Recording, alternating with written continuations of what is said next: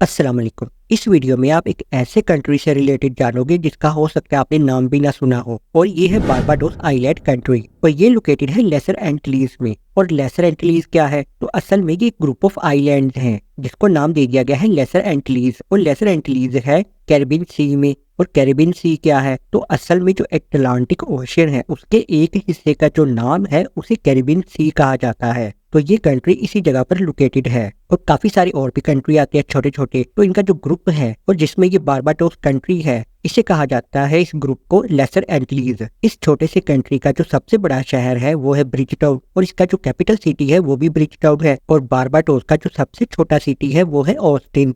Barbados के रहने वाले लोगों को बारबेडियन कहा जाता है। और यहाँ पे ब्रिटिश ने कॉलोनी बनाई थी 1627 में। इस ब्रिटिश कॉलोनी के लोगों ने दो फसलों की कल्टीवेशन भी शुरू कर दी थी, जो कि थी टोबैको और कॉटन की। बारबाडोस पूरा अटलांटिक ओशन से घिरा हुआ है। रिहाना जो कि एक पॉपुलर सिंगर भी है और सॉन्ग राइटर भी है, उसकी बर्थ प्लेस भी बारबाडोस है। और बारबाडोस यानी कि इनका national hero sir Garfield sober, उसकी बर्थ प्लेस भी बारबाडोस है, जो कि असल में सिटी है ब्रिजटाउन, जहाँ पे इनकी बर्थ हुई थी। बारबाडोस कंट्री में जो पार्लियामेंट है वो ऑपरेशनल है 1639 से। और ये दुनिया की थर्ड ओल्डेस्ट पार्लियामेंट है। इनके नेशनल फ्लावर को प्राइड ऑफ बारबाडोस कहा जाता है। इनकी करेंसी बारबाडोस डॉलर है। तो यहाँ पे जो ज्यादा मेजोरिटी लोग रहते हैं वो क्रिश्चियन हैं। बारबाडोस को आजादी मिली थी ब्रिटेन से 1966 में। बारबाडोस एक छोटा सा कंट्री है। अगर हम इसकी लंबाई देखें तो वो है 21 माइल्स, और अगर हम इसकी चौड़ाई देखें तो वो है 14 माइल्स। जैसा कि मैंने शुरू में कहा कि ये कंट्री अटलांटिक ओशन से घिरा हुआ है, मतलब इसके इर्द गिर्द जाहिर है समंदर का पानी है, तो जिसकी वजह से मछलियां जंप करती रहती है, इसलिए इसको the land of flying fish भी कहा जाता है। मतलब अगर आप वहां पे कहीं बीच पे खड़े हो ना, तो आपको जंप करती हुई पानी के अंदर मछलियां नजर आएंगी, जिसकी वजह से इसको लैंड ऑफ फ्लाइंग फिश कहा जाता है। अगर हम बारबाडोस की पॉपुलेशन की बात करें कि वो कितनी है, तो 2017 के मुताबिक